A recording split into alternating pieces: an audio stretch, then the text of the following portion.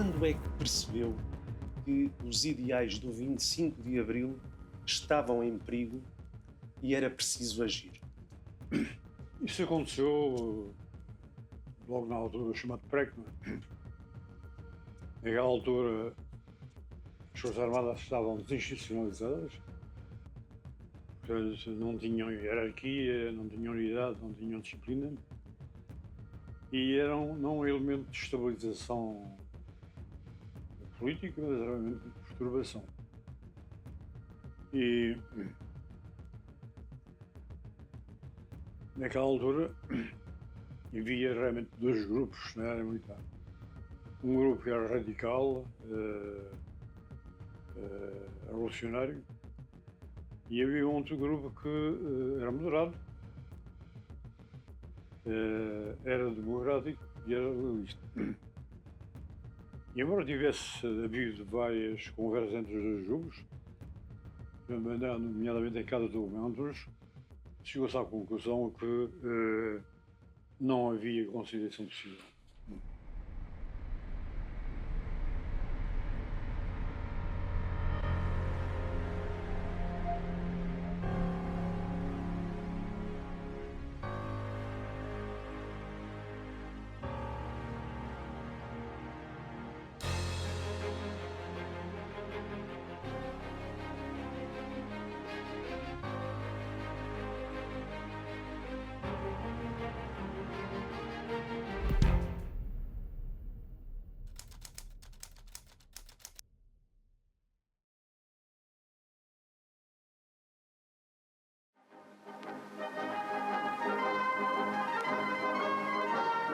O povo saiu à rua no 25 de abril de 74 para festejar a vitória do movimento das Forças Armadas e o fim do Estado Novo.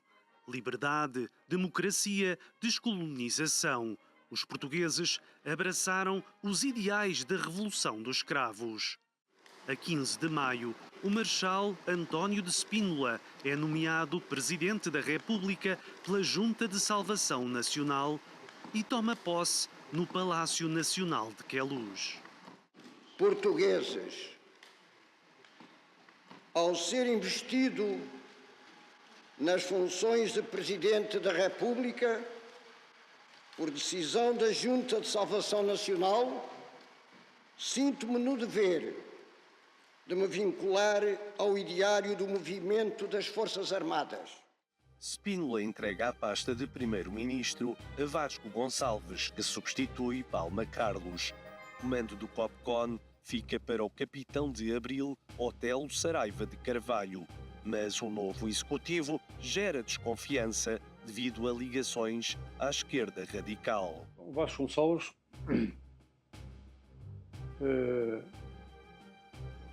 pretendia efetivamente transformar as Forças Armadas num instrumento de ação política em proveito daquilo que eram os seus ideais. E Otelo? O Otelo era um bom homem, era um bom militar, mas era um indivíduo que mudava de opinião consoante as expressões que fossem feitas e naquele período teve um comportamento um pouco errático, não é? Na sequência da manifestação da maioria silenciosa, Spínola demite-se. O general Costa Gomes é o novo Presidente da República. Em dezembro, o coronel Melo Antunes reúne-se com militares em Sesimbra para discutir o programa de desenvolvimento, mas não obtém o consenso. O Grupo dos Nove surgiu porque o Melo Antunes, mais os outros conselheiros da Revolução, não estavam satisfeitos, reuniram e disseram isto não é possível, que não se cumprem, não se estão a cumprir os objetivos do 25 de Abril. E eu recordo que era a descolonização, era a democracia e era o desenvolvimento. Fiz parte do grupo militar que planeou a resposta a qualquer intervenção que houvesse no âmbito de fazer face a atos de violência. Na noite de 25 para 26 de janeiro de 75, o Palácio de Cristal no Porto foi cercado por manifestantes da extrema-esquerda. 700 pessoas que participavam no primeiro congresso do CDS ficaram reféns. 16 sofreram ferimentos. Tiros de rajada que... A 11 de março, o país é sacudido com uma tentativa de golpe de Estado protagonizada por Spínola. O quartel dos ralis é atacado por forças sob orientação do Marechal. O que vi nesse momento, em 11 de março, a unidade recebeu indicação que havia realmente a ocupação das bases e havia realmente aviões no ar que sobrevoavam não só ralis como o Alto Douro. À medida que se vão passando, nos vão deixando alguns pormenores, está aqui um moço que nos vai dar informações daquilo que sabe. O que se passou foi por isso. A Força Aérea atacou em força ali a unidade. O ROL 1. Sim, o ROL 1 e, entretanto, os militares foram apanhados de surpresa e correram para baixo das torres. A bateria chegou a fazer tiro para impedir que fosse sobrevoada, portanto, um tiro, enfim, de aviso, no sentido de evitar que o espaço aéreo fosse percorrido pelos aviões. A intentona fracassa e Spínola viaja para a Espanha. Quanto ao papel de Spínola, sabe, eu era um dos homens, considerado um dos homens do Spínola, tinha estado com ele em Guiné. E na altura do 25 de abril estava em Angola e é o Spínola que manda vir. O Spínola era um homem que era um grande chefe militar e que, em relação a coisas militares, era extremamente seguro. De maneira que aquele 11 de março nunca se percebeu. Porque ele não contactou com aquilo que eram os chamados homens dele e a decisão dele era uma decisão que não estava fundamentada. Era uma decisão que ocorreu porque havia uma ameaça. Uma ameaça que nem sequer estava perfeitamente configurada. De maneira que isso nunca se percebeu. Esses não são portugueses. Esses são traidores ao povo. Havia realmente muita tensão, muita informação contraditória. Havia inclusive uma ideia de que havia um conjunto de guerrilheiros ligados aos Tupamares que vinham fazer conferências a Portugal e havia também a ideia de que, em determinada altura, criou-se um mito de que estava a ser preparada uma matança da Páscoa. É criado o Conselho da Revolução. São emitidos mandados de captura pelo COPCON. O tenente-general Alípio Tomé Pinto recorda o início da crise do verão quente. Com 11 de março, quer dizer, alterou grandemente a situação. O processo revolucionário em curso desencadeia tumultos nas cidades. A crise política estende-se das ruas até aos campos do Alentejo.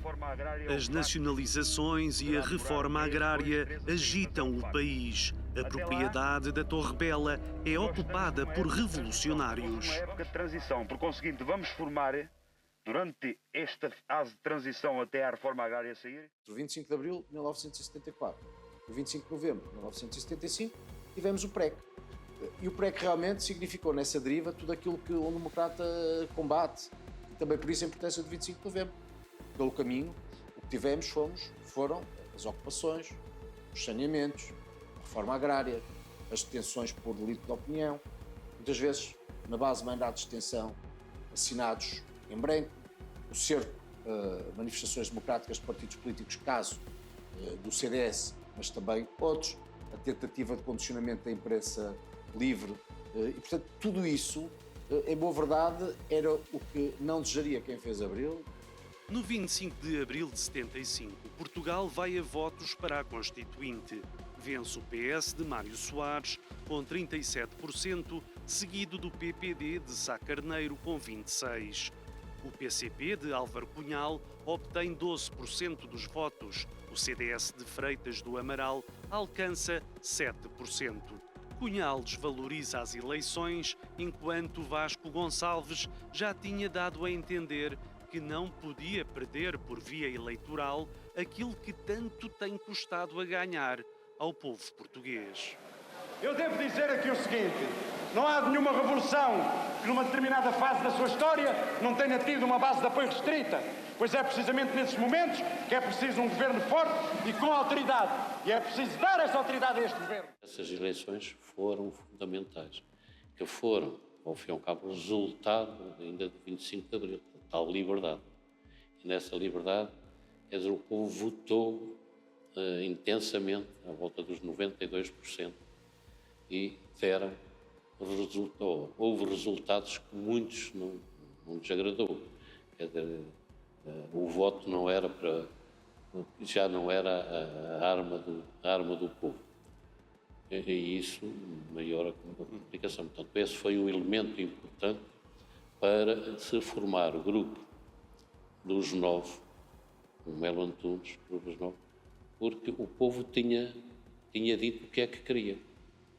Essas eleições foram muito importantes porque, no fim de contas, fizeram uma contagem e ficámos a saber que a extrema-esquerda não era tão grande como imaginávamos e que o PC também, e o PC e os seus aliados, não eram muito. No comício do PS, na Fonte Luminosa, Mário Soares critica duramente o Partido Comunista.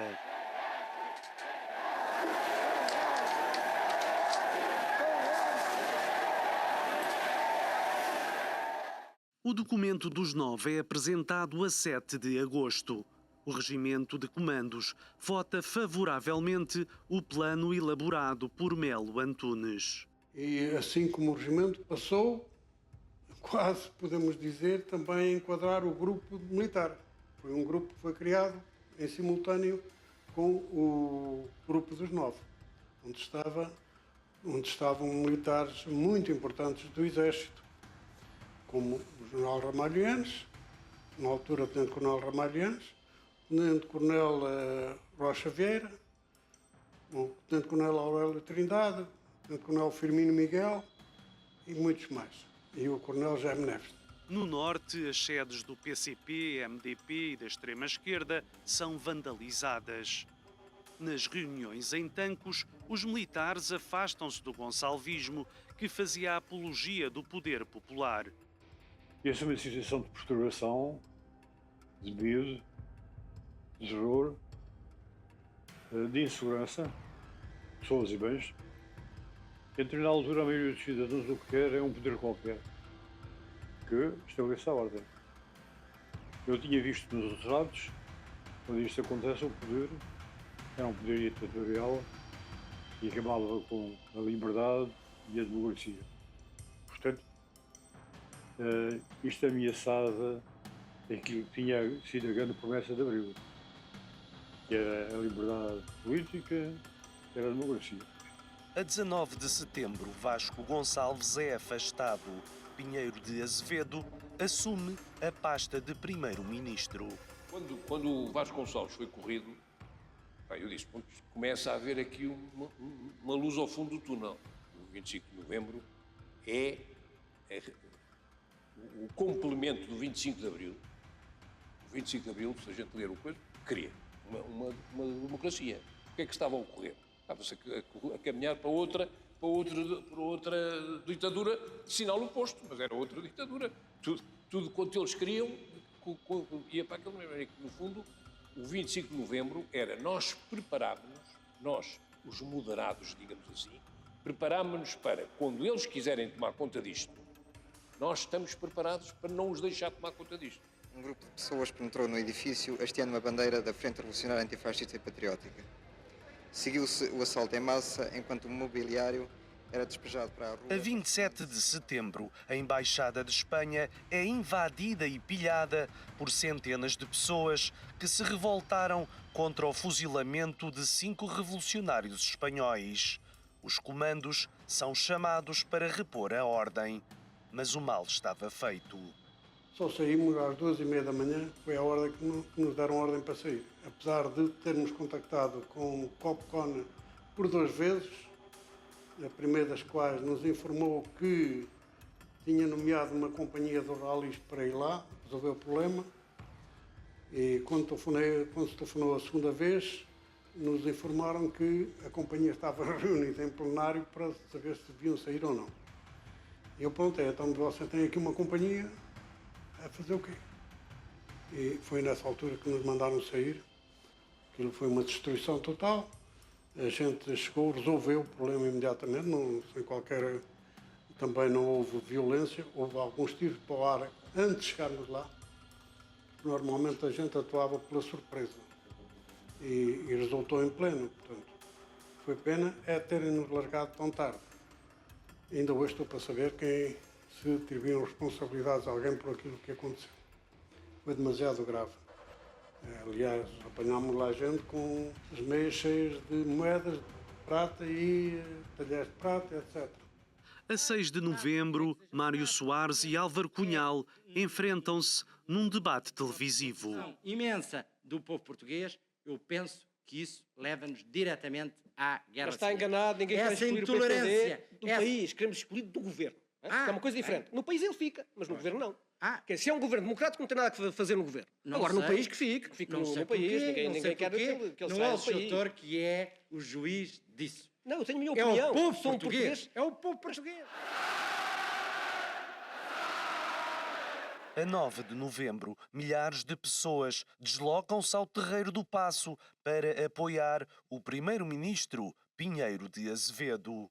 Eu quero terminar sem vos agradecer com todo o coração o apoio e encorajamento ao 6º Governo que aqui vieste trazer. A concentração fica marcada por cartazes em chamas e lançamento de gás lacrimogéneo. O povo é sereno, é apenas fumaça, é apenas fumaça. De 12 para 13 de novembro, trabalhadores da construção civil em luta pela assinatura do contrato coletivo de trabalho manifestam-se em São Bento. A Assembleia da República é cercada por 100 mil pessoas, bem como a residência do primeiro-ministro, que fica retido nas instalações. Durante 36 horas, os deputados são impedidos de sair. Os comandos estiveram preparados, mas não receberam ordens para avançar. Na altura não percebi, mas hoje percebo. Foi melhor assim, porque se a gente entra com os trabalhadores da construção civil, as coisas iam acontecer havia acontecimentos de certeza muito graves. E foi melhor assim, porque senão o país tinha entrado imediatamente em conflito. A 20 de novembro, Costa Gomes tenta substituir Otelo por Vasco Lourenço, no comando da região militar de Lisboa. Juramos! No juramento de bandeira de 21 de novembro nos ralis, soldados erguem o punho e prometem lutar pelos trabalhadores. Juramos! Estar sempre ao lado do povo! Ao serviço da classe operária! Dos camponeses! E do povo trabalhador! Milícias armadas montam barricadas nas ruas e fazem revistas aos populares. O país estava à beira de uma guerra civil. O Antunes fala comigo e me diz que o que pensa da situação, me pergunta o que vê da situação. Eu lá lhe disse. E então ele pede para, enfim, ordenar um grupo que pudesse preparar um plano para responder a esta situação deste tipo, que ele julgava inevitável. Bom, eu reúno alguns camaradas, entre eles Tomé Pinto, Aurélio Trindade, Monteiro Pereira e alguns outros. E uma parte puramente militar, uma parte ficou militar, Vasco Vieira, Rocha Vieira, o Loureiro dos Santos e o José Pimentão. E assentou-se que os primeiros indivíduos comigo que fariam o plano, fariam as operações, e o segundo grupo manter-se-ia, tanto quanto possível, ligado ao Costa Gomes para, enfim, exercer uma certa pressão. E nessa altura nós sossegámos, ficámos sossegados, convencidos que as coisas iam evoluir favoravelmente e pacificamente. Bom, depois isso não aconteceu. tropas paraquedistas ocuparam durante a noite a maioria das unidades da Força Aérea. Na manhã de 25 de novembro, várias bases militares são tomadas pelos paraquedistas que exigem a demissão do chefe do Estado-Maior da Força Aérea, Moraes e Silva. A demissão do chefe de Estado-Maior da Força Aérea, que, no meu ver, acho que, como chefe de Estado-Maior da Força Aérea, não oferece a mínima garantias à Força Aérea em si e à Revolução. Aconteceu que os paraquedistas saem, depois de terem saído todos os seus oficiais, e, enfim, no dia 25 de manhã, eles tomam as bases. E houve notícia, não sei se confirmou, que tinham feito isso com autorização ao guarda do hotel. Iria ser um dia de rotina, não é? Saía todos os dias da Doca da Marinha às 8 horas para ir para a base aérea 6. A lancha era muito pontual e nesse dia, quando cheguei, cerca de 15 minutos ou 10 minutos antes das 8 horas, não estava lá a lancha. E quando chegou às 8 horas, ainda não se via em aproximação à lancha, resolvi telefonar para a base aérea 6. E o telefonista atendeu e eu pedi-lhe para ligar a um dos pilotos de alerta. Tínhamos sempre 2 pilotos e 2 aviões de alerta na base aérea 6 e mais 2 no Corte de Caça. E atendeu muito bem dito, que me comunicou que a base estava tomada e que eles estavam tolhidos, estavam presos no quarto. Eu disse ao dito para não fazerem nada, terem cuidado para não arriscar a vida e que nós iríamos aos Miscos, que era o código que tinha sido desenvolvido na esquadra para ir para o VAR sempre que houvesse alguma circunstância que impedisse as operações normais na base aérea 6. Era preciso responder para demonstrar aos golpistas que a Força Aérea continuava às ordens do Presidente da República. A nossa determinação para ir para o Norte aumentou porque poderíamos perder essa capacidade dentro de pouco tempo. Os pilotos desconheciam as ameaças e preparam-se para todos os cenários, incluindo um embate com a Marinha. Essa parte é pouco conhecida.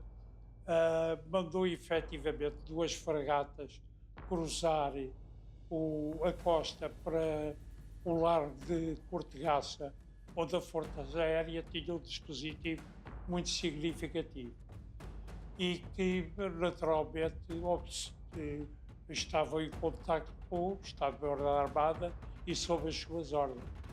Contudo, podemos hoje dizer que na fragata Sagadora Cabral disseram ao comandante dos oficiais que em nenhuma circunstância abririam fogo para algum avião.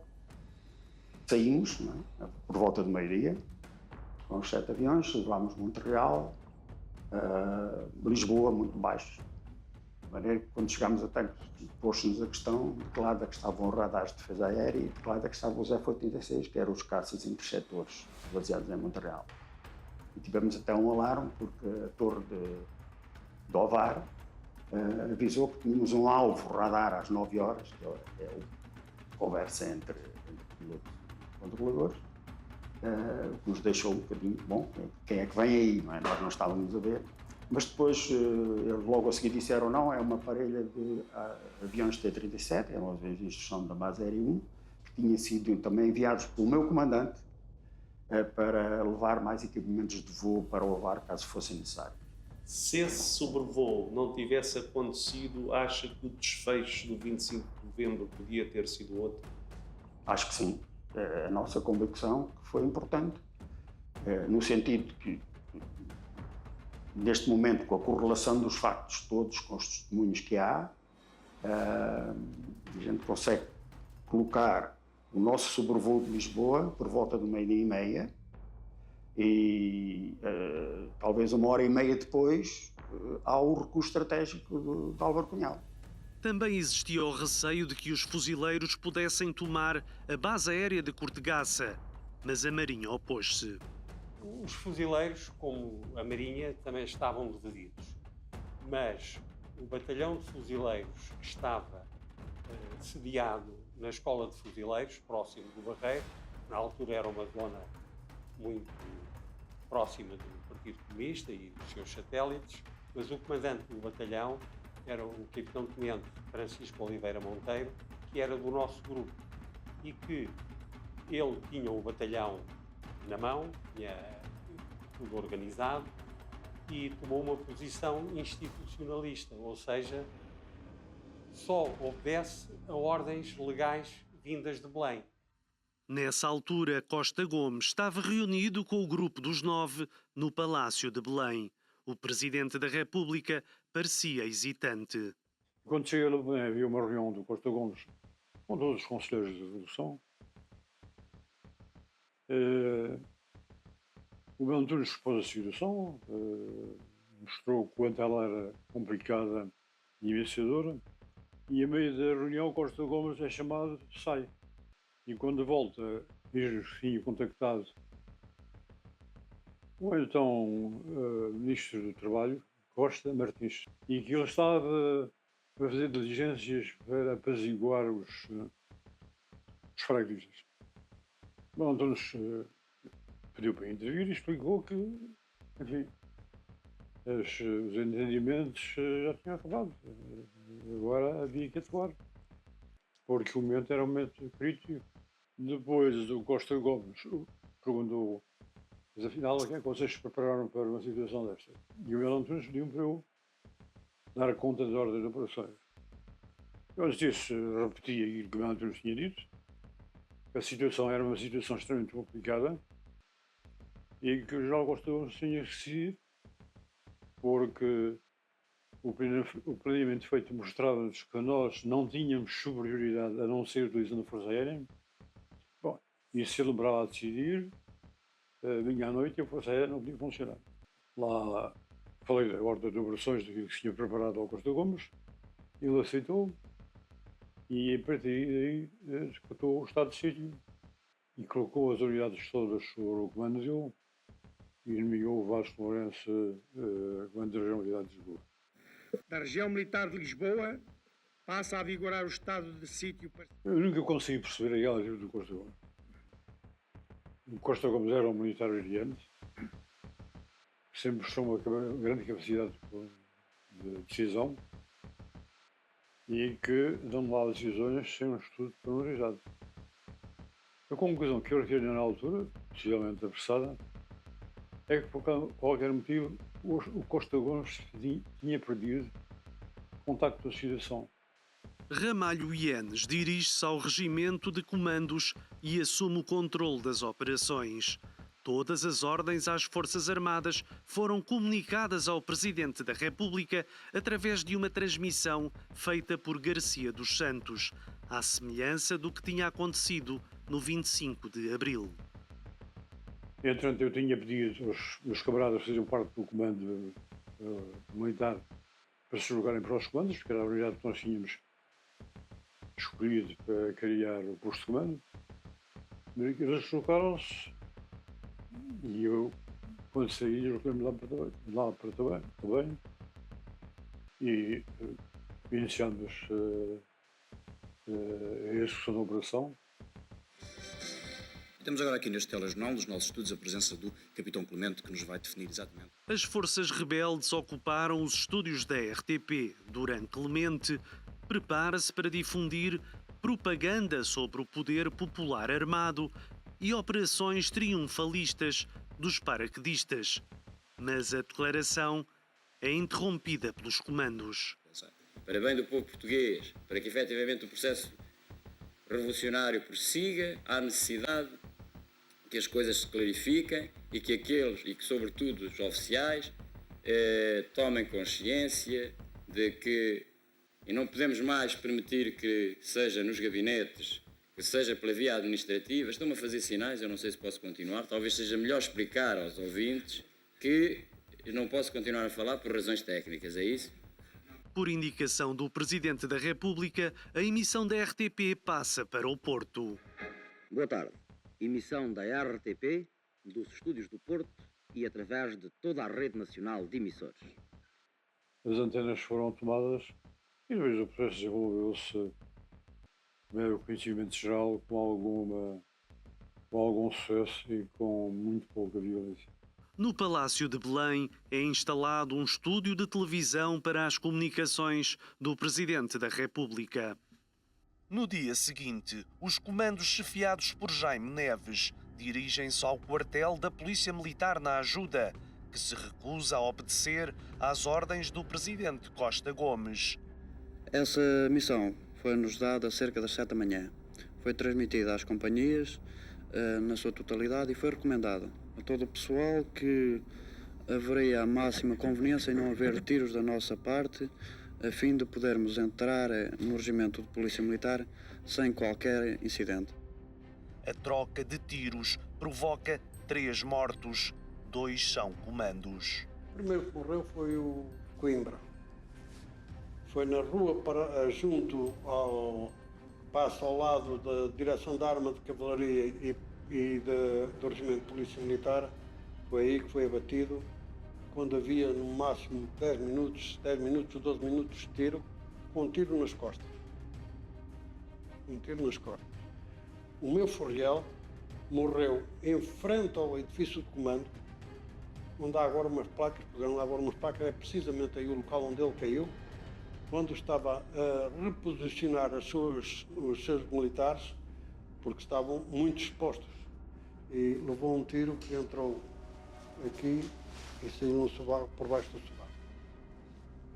Este foi o segundo, isto foi às 8h20, 8h21 minutos. Quanto tempo é que durou o tiroteio todo? O tiroteio começou às 8h06 e acabou por volta das 8h25 ou 8h26. 20 minutos, 21, 22. A tensão foi muito forte. Quer dizer, talvez as pessoas não tenham neste momento bem a noção do que se passou, mas estavam realmente forças militares preparadas para se enfrentar, como aliás aconteceu na calçada da Ajuda e no Regimento de Lanceiros. Portanto, estava a possibilidade de haver um confronto entre militares. E ainda bem que não aconteceu, ainda bem que prevaleceu realmente o bom senso. É evidente que houve várias ações que criaram medo, criaram terror, não apenas na preservação civil, mas na população civil, mas a violência foi uma violência contínua. E isso está a permitir que as coisas corressem de maneira relativamente pacífica. Talvez pelo facto de a parte radical e revolucionária dos militares e a parte democrática, loyalista e moderada não fossem muito estranhas umas das outras. Havia amigos dos dois lados, havia uma relação de amizade que naturalmente acabou também por pesar. O 25 de novembro, em boa verdade, devolve ao 25 de abril o seu propósito originário, que é o de conceder ao povo o poder de decidir o seu destino livremente através do voto.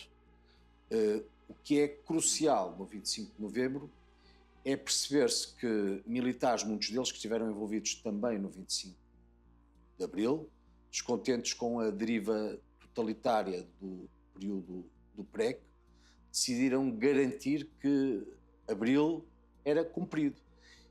No seu caso, não teve dúvidas em abraçar os ideais do 25 de novembro? Nunca tive nenhuma dúvida, em primeiríssimo lugar, porque era um ideal mesmo, e era um dever, era devolver a esperança e a liberdade e a democracia que estavam subjacentes à ideia do 25 de abril ao povo português, à sociedade portuguesa. Cerca de 100 revoltosos são presos em Custóias, no Porto, e ficam à espera de julgamento. Familiares dos detidos queixam-se ao Presidente da República em Belém. Não tiveram nenhum resultado? Falámos em relação a isso, dissemos que a incomunicabilidade já estava a fazer para a maior parte 15 dias, faz hoje 15 dias para a maior parte deles. Consideramos que isso é um tratamento infra-humano, consideramos que não está nada dentro da legalidade que se pretende impor, que é contra os direitos humanos. General, há também um momento pouco conhecido, decisivo, que se não tivesse sido concretizado, colocaria em risco o sucesso do 25 de novembro. É outro ponto importante na decisão, e isso poderia poderia dar a guerra civil com os elementos que existiam. Portanto, os paraquedistas vieram sob o comando do general Almendra. Portanto, foi a independência de Angola em 11 de novembro de 75. Portanto, largaram Angola e chegaram aqui ao Porto mais ou menos a 23 de novembro. O general Almendra teve aqui uma atitude, eu entender, correta e digna. E não, senhor, não desembarcou aqui em Lisboa, ou desembarcou em Lisboa, e foram os militares, os paraquedistas, foram para a OTA e foram desmobilizados. Portanto, não alinharam com os revoltosos que estavam nas bases. A Marinha acabou por não tomar parte da ação, mas esteve sempre em alerta.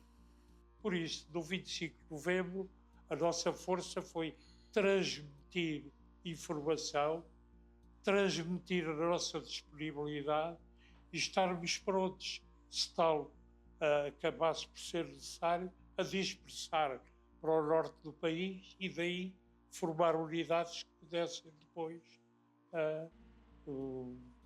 participar em qualquer coisa que o Exército naturalmente liderara.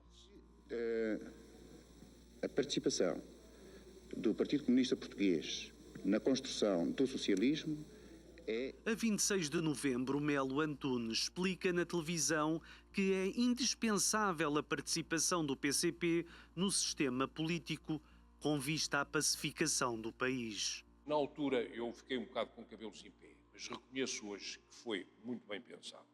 Eu estou convencido que se não tem sido isso, aquilo não tinha terminado ali. Íamos ter mesmo uma guerra civil, íamos andar à batatada uns com os outros. A legalidade militar é restabelecida a 29 de novembro. Os dois comandos que deram a vida pela democracia são homenageados num funeral de Estado que comove o país. A 25 de abril de 76, os portugueses votam para as legislativas. Mário Soares é eleito primeiro-ministro de um governo minoritário. O PPD lidera a oposição, seguido do CDS e do PCP, que sobem no número de deputados. Isto foi um absoluto movimento de normalização da sociedade portuguesa, no sentido da democracia, da liberdade e da esperança. Porque o que tinha acontecido no pós-25 de Abril, que é o tal período de que todos que o vivemos somos culpados e responsáveis por ingenuidade, por impreparação, por todas essas circunstâncias, tinha sido o contrário, tinha-se instalado a instabilidade, o medo e a insegurança. As pessoas viviam com medo e é por isso que, se me permite, eu acho que há uma coisa simbólica muito interessante na data do 25 de novembro, é que enquanto estava na televisão um indivíduo com um camuflado vestido, cabelos longos, a despejar recados de violência, de ódio e de divisão, a Folhas Tantas foi interrompido e apareceu um filme do Danny Kaye. A 27 de junho de 76, o país vai a votos pela primeira vez para eleger um presidente da República. Ramalho Eanes vence Otelo na primeira volta e é eleito presidente de todos os portugueses. A 12 de dezembro têm lugar as eleições autárquicas. Há todo um ciclo de vida democrática que se vive em 1976, ao longo do ano, que só foi possível por causa do 25 de novembro de 1975. E é por isso que nós não podemos deixar de celebrar o 25 de novembro, porque o 25 de novembro é a liberdade, o 25 de novembro é a democracia a par de Abril, complementando Abril. Uma data, em boa verdade, não vive sem a outra. Como seria Portugal se o Grupo dos Nove, o general Ramalho Eanes, não tivessem tomado esta iniciativa? Eu acho que não devo responder a essa pergunta, porque francamente não sei o que é que poderia acontecer. Estou convencido que teria havido uma ditadura em Portugal que acabaria com todas as ditaduras por ser temporária. O 25 de novembro atingiu-se a democracia, era um dos objetivos do 25 de abril. Portanto, o 25 de abril é mais político, embora tenha a componente militar, e o 25 de novembro foi a componente militar mais forte do 25 de Abril para manter os seus objetivos. De acordo com o relatório do 25 de novembro, entre os objetivos da conjura estavam a reestruturação do Conselho de Revolução, a remodelação das Forças Armadas com a substituição dos comandantes de unidades considerados não afetos e a queda do 6º Governo. Os portugueses devem recordar o 25 de novembro. Eu acho que os portugueses devem recordar o 25 de Abril, que é a data fundadora, e devem recordar o 25 de Novembro, que é a data em que se procura dizer que as promessas feitas, nomeadamente pelos militares do povo, se cumprem. E se cumprem na totalidade. Hoje, como em muitas encruzilhadas da nossa história, o povo português há de reconciliar-se em torno de um projeto verdadeiramente nacional e erguer um mundo novo nos limites velhos das suas fronteiras. Hoje, há de fazê-lo como sempre que esteve em causa o seu futuro. Saibamos todos ser dignos desta história e deste futuro. Saibamos ser dignos do povo a que pertencemos e que Portugal, com todos, se cumpra em Portugal.